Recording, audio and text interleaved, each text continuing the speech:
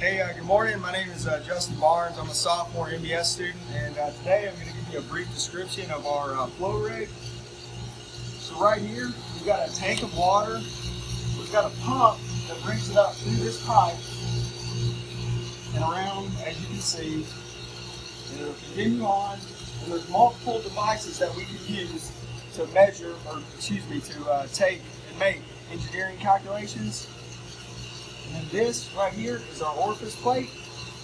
This differential pressure transmitter shows us the difference in pressure in the water.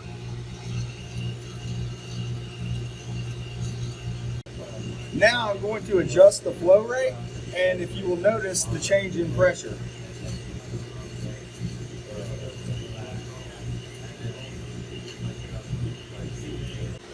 Good luck getting this data in Excel. Learn it right now while you can. It's going to be one of your best friends whenever you get into engineering school. So Justin gave you an intro to the flow rig. And so we're measuring flow. Here's the flow rig. Right here is the orifice plate and the differential pressure transducer that he talked about. And here's what's happening. In fact, let me zoom in just a little bit. Where are we at right now? We're at 56. Let's go to 75. Yeah, there we go. So this is the orifice plate, and inside of right there is basically a round plate with a hole in the middle. So water comes through, it hits the plate, and then makes its way through the hole. And there's different diameter holes. Now, on either side is a pressure tap. That's what these are right there. And what you see right here is this is called a manometer. It's hooked up to either side.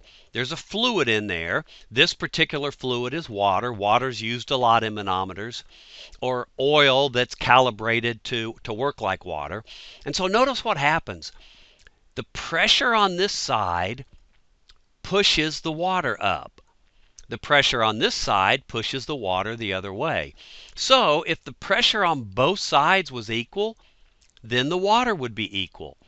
If the pressure on this side was more, it would push the water up a little bit. The difference in water level is the difference in pressure between the two sides of the orifice plate. And the units on that are inches of water. So if I was to measure that difference, that would give me the pressure difference in inches of water. And the cool thing is with an orifice plate that delta pressure equals a factor times the flow rate raised to another factor. And the two factors, A and B, are a function of the plate, the diameter, and the fluid that you're looking. And you saw in the video that what we have here is these, instead of a physical manometer like that, we have an electronic manometer. So these two pressure taps attached to this device, and it reads out the pressure difference, and you can see either in the video, you can see it right there. It reads it in inches of water. So here's what we have. We've got a spreadsheet, and you see it's labeled delta pressure equals A flow to the B. And across here we have different plates. We can put different plates in here. And then from the manufacturer, we got what A and B are. So the manufacturer told us for this particular plate and the fluid that we're using, here's what A is, here's what B is. So what I created was I created a chart that has, okay, here's different flow rates. Depending upon which plate that you have, here's what the delta pressure is going to be for those particular flow rates. So that way, if you wanted 9 gallons per minute and you had the 0.4 plate in, you could say, okay, I'm going to change my valve until this reading right here is 163.4. So this was calculated using that equation and those factors right there. Something else that I did is I also have a calculator in this spreadsheet. So just what if, my table is nice for a quick reference, but what if I want 7.5 or 7.25 flow rate? Then what is it? So I created a calculator that I can type in 7.5 and then it will calculate the delta P for each plate, again, based upon this equation right here. So this is a very common thing like we would do. And then if the person operating the equipment had a spreadsheet, they'd use our calculator.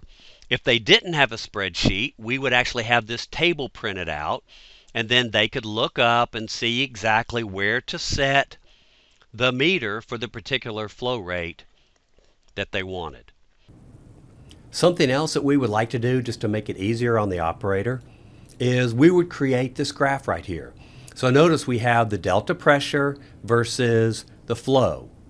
And then we've got the graph for each one of those plates. Now what are we graphing? We're just graphing this right here. So for this plate, we're graphing these numbers coming down through here. So that way, the operator has this by the rig, and he says, okay, I want 5.5 gallons per minute, and I have the 0.4 plate. He can say, okay, 5.5, that's 0.255. He can come up till he intersects the line. He says, okay, now follow that over. So that is a delta pressure of about 60. So he could have this line right here, or this graph. Now, what you're going to do is you're going to create this spreadsheet. So you're going to have this table with your A's and B's for each of the diameters. You're going to calculate the delta pressure for all of these based upon this equation right here, and you'll have your calculator. The other thing that you're going to do is you're going to create this graph right here. And for both of these, this time you're going to be starting from scratch. So this is the spreadsheet that you'll be starting from. I've got your equation up here for delta pressure, and here's your A's and B's for the different diameters. But other than that, you're going to put everything in yourself. So this is a chance to take what you've learned from all the other videos and put it together, and you do it by yourself this time. Instead of watching me, you take what you've learned and put it together.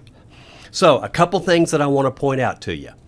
So if you look on here, I want you to notice that down here on your calculator, that cell right there, that plate size, is live. So, and this actually was 0.25. I changed it to show you that. It should be 0.25. If I change that back, notice it changed right here. Also notice on my graph in the legend it changed. So if I go back to here and I change that back to 0.4, and I look at my graph, notice it changed to 0.4. So you're going to need, and I'm going to change that back to 0.25 like it should be so I don't forget. And I want to look on your sheet to make sure, yep, it is 0.25. That's what it should be. Great. So for this cell right here, you're going to need to learn to use what you learned about concatenate, where you take the words plate dash and you combined it with this cell up here, and that's what you're filling in right there. So that's one thing that I want to point out. The other thing is, look over here on your graph. Notice one thing, that each of these different lines can be distinguished because they're a different marker and they have different styles. So even if this was printed in black and white, I would still be able to tell these apart. There's a circle, there's a square, there's a half triangle, there's another square, and then there is a diamond. So you want to make sure you can change that. Also notice the scales down here where I have tick marks every 0.25. So my major unit is 1, my minor is 0.25, and I have tick marks on the inside. I also put grids on it to make it easy for the operator to go through and to follow lines up.